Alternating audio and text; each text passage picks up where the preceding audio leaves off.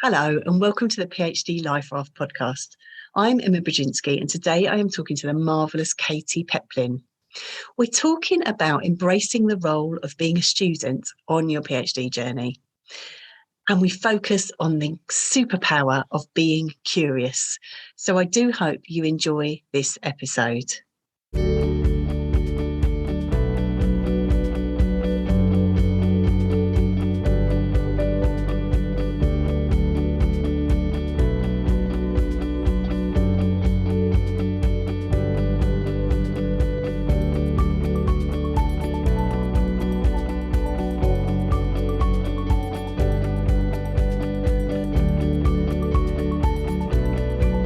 Hello, Katy. Hello. It is so lovely to meet you. And I have been stalking you. I regularly stalk people online, but I was stalking you and I just came across your work and I was just like, I love what you're doing, really love what you're doing. And so I said, would you come and talk to me? And you very kindly Absolutely. said yes. And I am so excited and have been doing a little bit of research on my own. So, yeah. Well, what we're saying is we love that we're both coming from a very similar perspective, I think. So it's great, really great to find other people, to find your people is so gorgeous. Yes. And social media is such a brilliant place to do that. So we're both on Instagram, and if people aren't on Instagram already, I mean, social media is not everybody's thing, and Instagram is not everybody's thing. But if you are on Instagram, there's a brilliant PhD community there, isn't there, Katy? There is, absolutely. So I'd recommend you. It's kind of like hashtag PhD students of Instagram. Just you can find people that way. Anyway, this is about you. This is about Instagram. It's about you. So tell us, Katy, about your own PhD journey. Sure. So I am a media studies PhD. I got my PhD in 2016, which unbelievably is like 6 years ago now at this point. It feels both that it happened yesterday and then also that it happened 18 lifetimes ago. But I went straight through the kind of like educational thing. I did an undergraduate in media studies and production, and then I went straight into an MA, a 2-year MA program, and then I went straight into a PhD after that. And so there was this real sense when I graduated in like 2016 that I was done being a student. And that's all I'd ever been. Sort of from like age 5, I just kept doing whatever the next school was, because I really liked school. And nobody in my family had really any higher education things to speak of. My dad had done a little bit of sort of like college study, but at home when he had kids and at night with like work. And so I was very much on my own in terms of what I understood about the process of doing a PhD. Like I have this really strong memory of coming home for my first day of orientation of my PhD program and Googling what tenure was, because I knew that it was something, but like I didn't understand like what it was or how you got it. And so a lot of my own kind of like background now as a coach came from me trying to teach myself what this system was. And so I would get emails from people that are like, oh, I'm the dean of so-and-so. And then I would look up like, what is a dean and what is a provost and how does it fun? Because I am a sort of person where I'd like to know everything, which I'm sure people find desperately unrelatable, this desire to know. But it is this whole different language, isn't it? A whole different language. It was, and it ended up being such a benefit for me as a PhD student because I understood a little bit more how things worked and I wasn't dependent on my advisor or my department. And so if they told me something and it didn't feel like that was the whole story or maybe wasn't correct, like I knew how to check it and I knew how to sort of like apply for scholarships that were outside of my department, or I knew how to apply for jobs and I knew what the rules were about my employment. And because I was so curious to know, I ended up opening a lot of doors for myself that weren't being sort of like highlighted for me, if that makes sense. Right. That makes absolute sense. And I think often that lack of information, I mean, we have to sort of well, you don't have to, but I like to assume spiritedness, right? So I like to assume that people don't tell you things because they just assume you know it. Right. This isn't good. This isn't good. And I think sometimes things are not acknowledged. And I think that's what this podcast is all about. It's like, we need to get more people in on the know, right? Right. But this sense of really needing to educate yourself is central to the PhD process, I think, isn't it? Yeah. And I think that one of the things that was really difficult for me as a PhD student was this sense that I started, and my master's program was still pretty course-based. I had exams, I had classes. Yes. But when I got to my PhD, I was sort of expecting it to feel like my undergraduate studies plus, there would be a paper, but it would be extra, or I would have an exam and it would be extra. And I think what was really difficult about that transition for me was that I was still being asked to do all of this learning, but it was implicit. It had to be self-directed. And I wasn't in the same sort of like validation feedback loop with grades. And so there was a real sort of worry of like, okay, am I learning the right things? Am I focusing on the right stuff?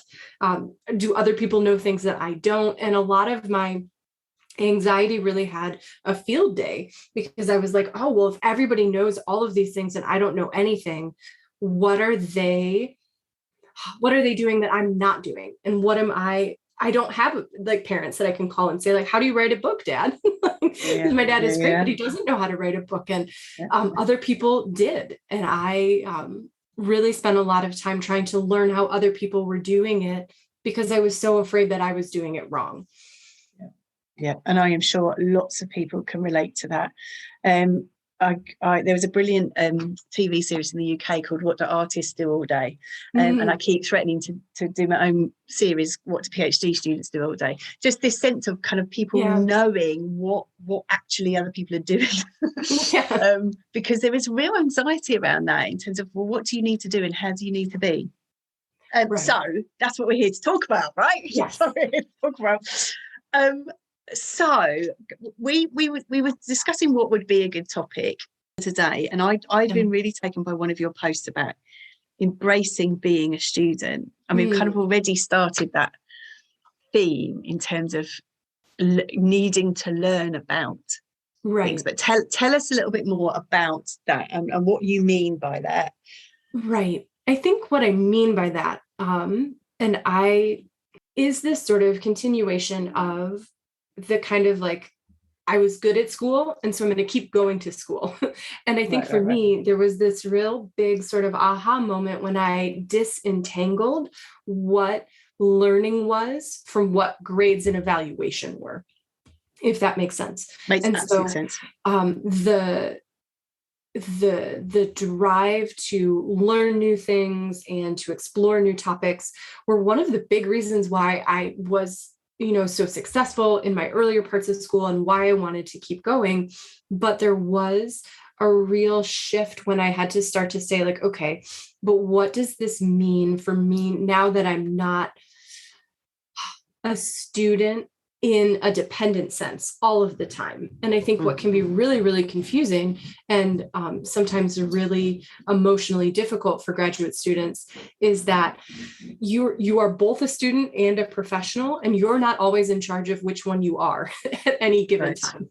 So like my department absolutely considered me a professional when they wanted me to drop everything and cover a class when they had a sudden sort of drop. But I was also a student when it came to my wages or my healthcare or sort of, what power I had to make departmental decisions. And that wasn't up to me. Some people treated me like colleagues and some people treated me like a child. And it was really hard for me to sort of do the emotional work and say like, oh, actually, I am good at learning. I'm good at research, and I can turn that skill on myself and on my work and on the sort of professionalization process. And I don't have to wait for somebody to tell me, oh, you're a doctor now, or, oh, you're a writer now, or, oh, you're ready to do this research. I can learn how to do that on my own or, in a community. Yes. And I think, and that that is something to be learned, because I think there is that sense of an expectation. I think Right. there's two really interesting things in there. So this sense of an expectation that people have on themselves that I should know everything, right? If I don't know Yes. everything, then obviously I'm not good at the PhD. Well, no, of course you need to learn. Of course you're there in a Yeah. learning capacity. But I think there is that difficulty, as you say, in terms of being that there's that kind of tension in terms of being a professional and a colleague in training, which is ideally what you are, and a student at the same time. So kind of negotiating those different identities, but absolutely embracing this thing of like, you've got lots to learn, Right. and that's a brilliant permission giving thing, right? Yes. And I think that as soon as I remember that I had a mentor when who was sort of outside of my department, and I remember I was kind of complaining about how frustrating it was in the writing process, and I was like, I don't know how. I said, I don't know why it's not working. This is just a term paper that's 3 times this long. And she looked at me and she says, oh, she's like, my sweet summer child. She said, it's not just 3 term papers stacked on top of each other, in the same way that a term paper isn't 5 paragraph essays stacked on top of each other. She says, you might have to learn how to do this new skill.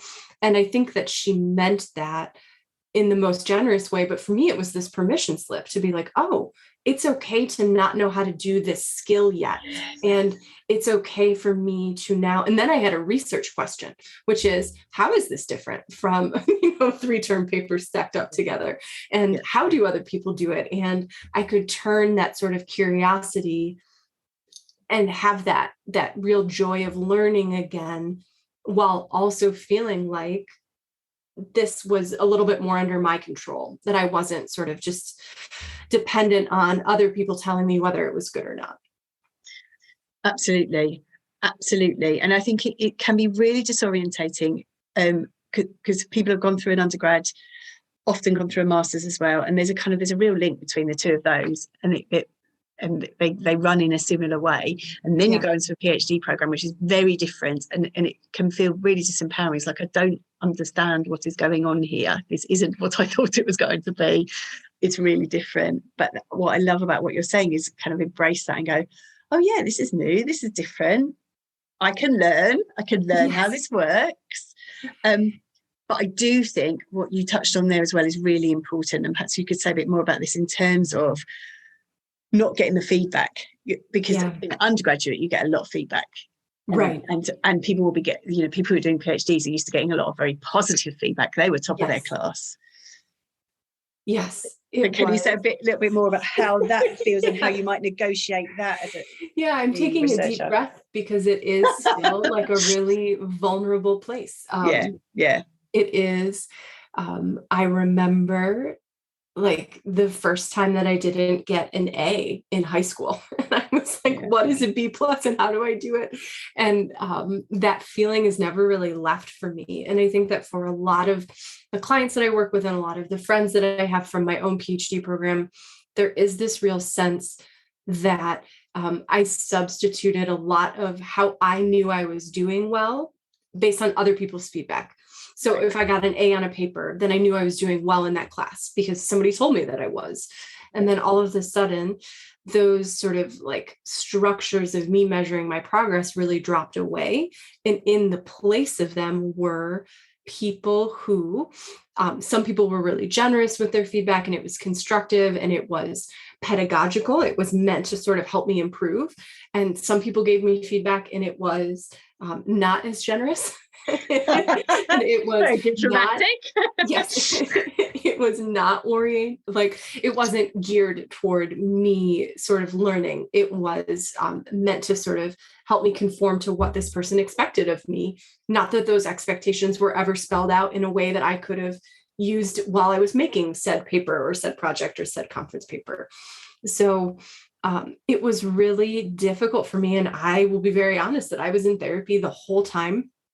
I had a therapist and I would come in and I would be like, this is what they said on my paper. So I must be, just a trash raccoon. And she was like, no, you're using the passive voice. And that's not an indictment of your personal worthiness. And it's not, it was, at times it felt that real for me, that if I didn't do well on a paper, that it meant that I was in the wrong program, that I wasn't meant to do a PhD, and then my future career goals were in jeopardy just because I couldn't figure out how to write an introduction paragraph. And that's a lot of pressure to put on one paragraph in an early draft of one paper of many that you're writing. It's a lot of pressure on that. But it makes absolute sense, doesn't it? Because you're investing so much in that work. And that's a gorgeous thing, isn't it? To kind of bring your full heart and your full passion to this PhD project. You're there fully in it, and you put it out there on a piece of paper. Your heart is on the piece of paper. Yes. Give it to somebody else, and then they are not kind, basically. Right. And that can be really devastating. And so you took that to this person who sounds amazing. Yeah. But I guess it's kind of what other advice would you give to people with that, in terms of being in that position? Right. So I think the thing that helped me personally the most, and it might not be, your mileage may vary, as we say sometimes, is being able, for me, I really loved teaching. I loved working with students of my own. And so it was really helpful for me to kind of role play in my mind. Am I treating myself like I would treat a student? And so if I had a student come into my office hours in a class that I was responsible for, and they said, I'm really struggling, would I assume that they were in the wrong college? Like, would I assume that somebody made a mistake and that they weren't supposed to be here, or that, they weren't trying hard enough?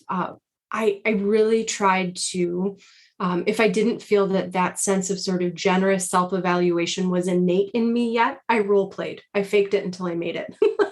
And I wouldn't still say that I made it. But it was really helpful for me to kind of remember that I was a student and that I was there to learn. And that part of what was so glorious about my PhD, especially now that I'm kind of out of it, was this sense that I could learn how to do anything that I wanted to within reason. I couldn't really learn how to run a nuclear reactor without some extra training. Oh, no, you could. Oh, you could. Or I could have, but I could, that if something was really hard for me, I could learn how to do it in the same way that I learned how to tie my shoes. And it might take me longer, and but there was real satisfaction in that. And I really started to seek out the satisfaction of growth without this pressure to do it perfectly the first time. Oh, I love that so much. And it makes me think of the Carol Dweck's growth mindset. And when she talks about not yet, can't do it yet, I will get there. We'll get there. Love it. And I think that for me, one of the things that's really hard about this sort of like growth mindset is that there is my first reaction to any of those books is like, okay, but like eventually I will be grown and I'll be perfect, and then I'll never struggle with this again. And I think that one of the things that's been really helpful for me, and one of the things that I really try and bring into the places that I make for graduate students is the sense that your satisfaction or your pride or your sense of yourself isn't dependent on that outcome, that it can be in the mess of learning and the showing up and the presentness of it. And that I sort of love it when I read a book and have a habit and I try it out and I hate it because I'm like, ooh, this is new data. This is new territory. This is something new to explore. And why do I hate it? That curiosity has become so much more of a sustainable fuel for me than perfection ever was. I love the word curiosity. I love it. It's so powerful and it's so permission giving, isn't it? Yes. Sense of intellectual curiosity, and that as a superpower as a PhD researcher. So all of that said, and how important it is to be in the student mindset, in the widest sense of it, do you have a kind of top tip or a takeaway for people? I do.